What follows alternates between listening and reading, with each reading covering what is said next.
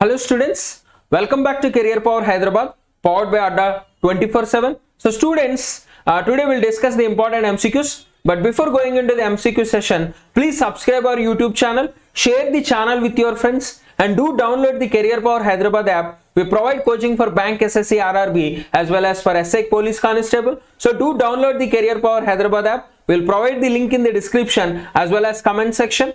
So let's go into the first MCQ for today. Bonlo is a traditional festival celebrated every year in which of the following state? So Bonlo is a traditional festival celebrated every year in which of the following state? The answer is Telangana. So Bonlo festival is celebrated annually in the state of Telangana. So if you see the news, the Bonlo festival started in Telangana. So it is generally falls in the month of June, July, which is the Telugu month of Ashadam.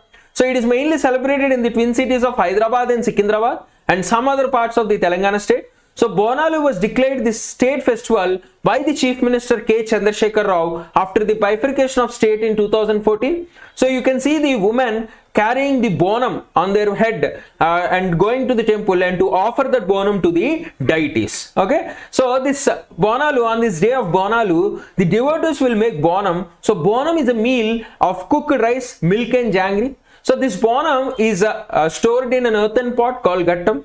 So women carry this gattam on their head and they move to temples. So these pots they are decorated with neem leaves, turmeric and vermilion. So these are all the features of this bonum. So please remember, Telangana Governor Tamilisai Sundararajan, Telangana Chief Minister K. Chandrasekhar Rao. So next question. Mamnoon Hussain passed away recently. Mamnoon Hussain. So he is the former president of which of the following country? So Mamnoon Hussain, he passed away recently. He is the former president of Pakistan. So he is the Pakistan 12th president, the former president of Pakistan. So he was born in Agra. Later on they migrated to Pakistan in 1947. He is basically a textile businessman who is affiliated to the Pakistan Muslim League Nawab faction. So he belongs to the Pakistan Muslim League Nawab. So he also worked as the governor of Sindh in 1999, during which the Prime Minister Nawaz Sharif government was toppled by the Pakistan Army Chief General Parvez Musharraf. So he was then the governor of Sindh. So later on he was the president of Pakistan during 2013 and 18. So please remember, Pakistan capital Islamabad, Pakistan currency Pakistani rupee. So the next question, World Day for International Justice is observed every year on which day? So World Day for International Justice is observed on 17th July. So World Day for International Justice is observed on 17th July. So this day is also called the Day of International Criminal Justice or International Justice Day. So this day is celebrated globally to support and recognize the work of International Criminal Court. So this day marks the importance of bringing justice to war crimes, crime against humanity and genocide. So this day marks the anniversary of the adoption of Rome Statute on July 17th, 1998. So this statute was signed by the member countries. So with this statute, the International Criminal Court was formed. So about 120 states have signed this statute in Rome, which is famously called the Rome Statute of International Criminal Court. So all the countries who agreed to this statute are accepting the jurisdiction of ICC. So ICC is the world's first permanent international criminal court, which investigates where if needed warrants, and it tries individuals charged with the gravest crimes of the concern like the genocide, war crimes, crime against humanity and crime of aggression.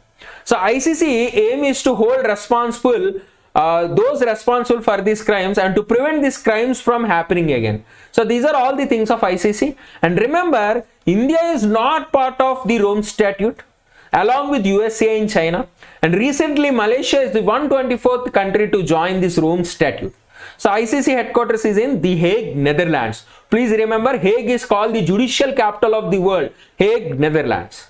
So next question, which of the following state has recently announced 10% reservation for Kapu community as well as other economically weaker sections? Which of the following state has recently announced 10% reservation for Kapu community as well as other economically weaker sections? The answer is Andhra Pradesh. So the Andhra Pradesh state government has announced 10% reservation for the Kapu community and economically weaker sections. So this will benefit the Kapu community in the state who were not getting any benefits or any schemes or reservations in both education and employment. So this announcement was made as per the special quota made by the central government under the Constitution 103 Amendment Act, which provides 10% reservation to the economically weaker sections.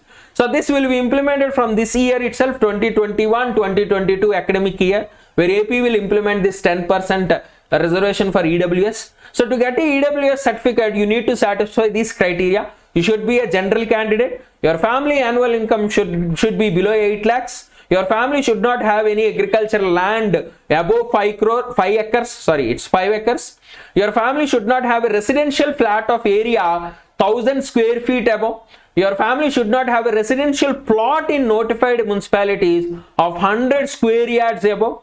Your family should not have a residential plot other than notified municipalities of area 200 square yards above. These are all required to get EWS certificate. So family means person seeking the reservation, his or her parents, his or her siblings below 18 years of age, his or her spouse and children below 18 years of age.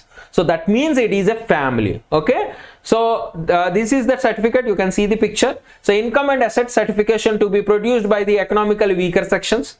So this is the certificate. So it must be given, then only you will be given the EWS certificate. Okay. So economically weaker section certificate, mainly issued by the Tehsildar of the region. So next question, Suriya Sikri passed away recently.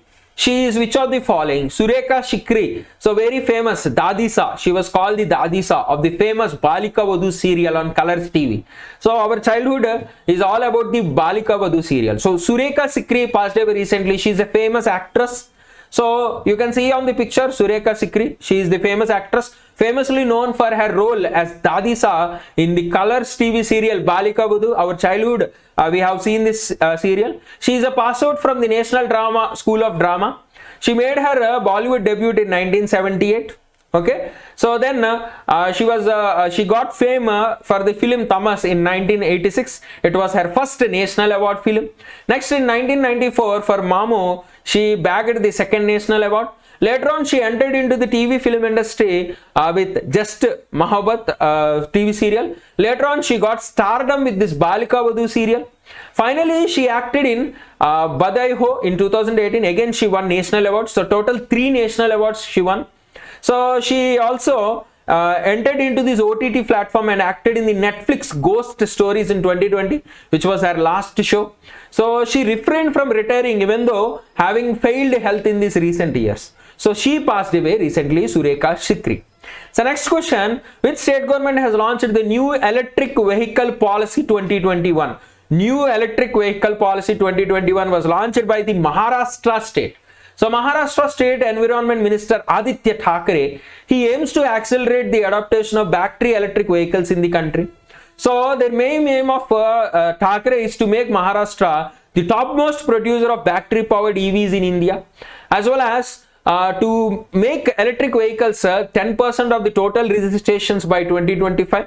The state government has rolled rupees 930 crores till March 2025 for this particular program. So this amount will be used for intensifying 10% of 2-wheelers, 20% of 3-wheelers, 5% of 4-wheelers. So EVs will be exempted from the road tax and registration charge. If you are buying an electric vehicle, you will be getting exemptions of road tax and registration charge. So electric vehicle buyers in the state can have additional incentives up to rupees 50,000 for 2-wheelers.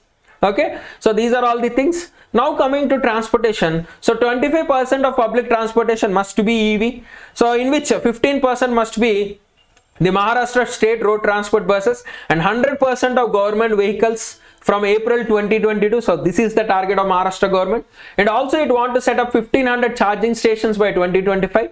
And for urban local bodies, they are encouraging to give provisions for property tax rebates if the residential owners are setting up private charging points, and real estate developers must mandatorily put EV charging, EV parking facilities. Okay, the last target of this policy is to have at least 1 gigawatt battery manufacturing facility in Maharashtra. So these are all the features. So they also set up the state EV fund, mainly which is collected from the green tax levied on re-registration of old vehicles and fuel cells. So this EV fund will be utilized to provide these incentives. So remember, Maharashtra Governor Bhagat Singh Koshoria and Maharashtra CM Uddhav Thackeray. Okay, very, very important. So this entire EV policy is part of this FAME scheme. So FAME is launched by the union government. So please remember about FAME, faster adaptation and manufacturing of electric vehicles. This scheme is launched in 2019. So union government has announced the extension of the scheme up to 2024. So what are the objectives of this scheme? It will encourage faster adaptation of EV and hybrid vehicles. It will provide incentives. It will establish the charging infrastructure. It will address the issues of environmental pollution and fuel security. Okay, please remember all these points. So next question, Matru Kavacham is a COVID vaccination program organized by Kerala for which of the following? So Matru Kavacham is a COVID vaccination program organized by Kerala for the pregnant women. It is mainly for pregnant women. Okay, so the Kerala government has launched this Matru Kavacham program mainly for vaccinating all the pregnant women in the state against COVID-19 infection. So it will be held at the district level. So all the pregnant women can receive COVID vaccine at any time during this pregnancy. So all the pregnant women can receive COVID vaccine at any time during this pregnancy. Remember this point and tell all your family members about this. So vaccination will be available in all the district hospitals initially. So initially 100 pregnant women will be given vaccination through spot registration. So far 1.63 crore people have been vaccinated with 1 or 2 doses across the state. So the state health ministry is assuring that more pregnant women will be given vaccination in all the hospitals very soon. So Kerala Chief Minister Pinarayi Vijayan, Kerala Governor Arif Mohammad Khan. So please remember all these points. Okay. So next question, name the digital platform to facilitate farmers with technological interventions.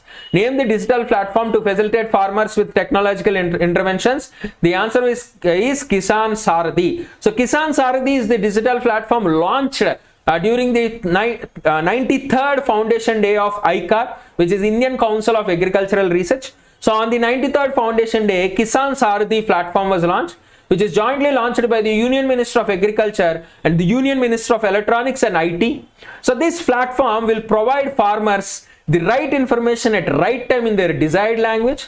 So this will help farmers to interact and avail personalized advisories on agriculture and allied sectors directly from the scientists of Krishi Vigyan Kendras. So farmers will learn new farming techniques from these website, the digital platform. So Krishi Vigyan Kendras are agriculture extension centers in India. They are usually associated with the local agricultural university. They act as a link between ICAR and farmers. They will help for agricultural research to happen practically. So these are all about KVKs, Krishi Vigyan Kendras, first established in 1974 at Puducherry. Please remember all these points. Okay, so ICAR is an autonomous organization under the Ministry of Agriculture, formed in 1929, formerly called the Imperial Council of Agricultural Research, headquartered in Delhi, which is an apex body for coordinating, guiding and managing research and education in agriculture and allied sectors. So please remember all these points, very, very important, about ICAR, about KVK, about Kisan Sarathi, all important points. Okay.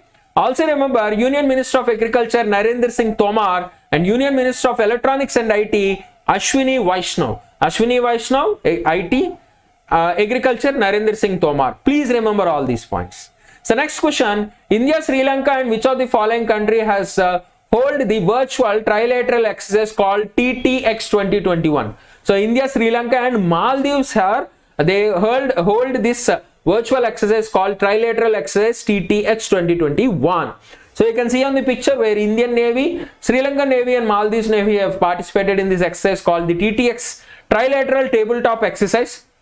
So this exercise is mainly to curb the narcotics and to assist in maritime search and rescue operations. It will enhance the mutual understanding and exchange of best practices for the common transnational crimes. So this Indian Ocean region is increasing day by day. The significance of this IOR is increasing day by day, and India has launched Neighborhood First and Security and Growth for All in the region. These two programs to enhance the connectivity with the neighboring countries. So recently, India was successfully participated in the Operation Sagar Arakshak 2, where MV Express Pearl, a merchant navy ship of Singapore, caught fire on May 21st. Where you can see on the picture, this is the Express Pearl ship, which caught fire in the Indian Ocean near to Colombo port. So the Sri Lankan Navy, Air Force as well as Indian Coast Guard have participated in these rescue operations, but the sadly it sank on June 17, so which created a lot of ecological disturbance, where 325 metric tons of fuel and the ship was loaded with 25 tons of hazardous nitric oxide. So they polluted the entire environment in the Indian Ocean.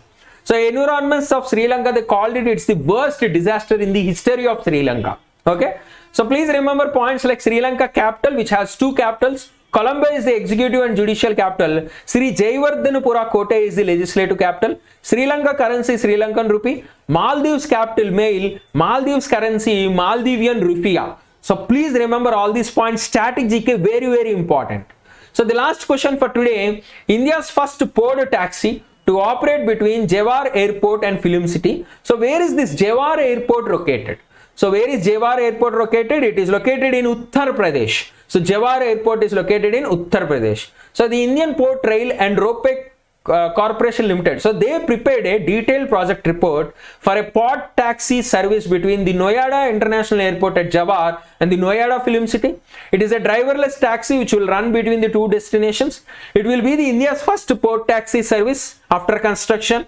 So at an estimated cost of rupees 862 crore, this was submitted to the Yamuna Expressway Industrial Development Authority. So port taxi can accommodate nearly 4 to 6 passengers per car. So it will enhance the connectivity between Noida Film City and Noida International Airport. So this is the project. So likely to take off in 2025. So between Noida and the Noida International Airport. Okay. So this is about the project. So sitting capacity of shuttle will be 24 to 40. Each car will be 5 to 6. Shuttle will be 24 to 40. Okay. So travel time is 20 minutes between these 2 places. Okay. So this Jewar Airport is also called the Noida International Greenfield Airport, which is a proposed international airport to come up in the Jewar town near Gautam Buddha Nagar in Uttar Pradesh. So the Yamuna Expressway Industrial Development Authority is the implementing agency on behalf of government of UP who is constructing this Noida International Greenfield Airport. Okay, so the last we'll discuss about this personal rapid transit or port taxi. So you can see the picture. This is port taxi which is present in the Heathrow Airport, London Heathrow Airport. You will find these port taxis. Watch videos in YouTube about this London Heathrow Airport. You will find these port taxis where 5 to 6 people can easily accommodate in this. So these are automated electric port cars which will provide taxi-like services for small group of travelers. Okay, this is mainly present in the London Heathrow Airport. Okay, so these are all the MCQs for today. So please subscribe the channel, share the channel with your friends, like our videos. So do download our Career Power Hyderabad app. We'll provide the link in the description as well as comment section. Also join the Telegram channel. The PDF is only present in this Telegram channel. So thank you students. We'll meet in the next session.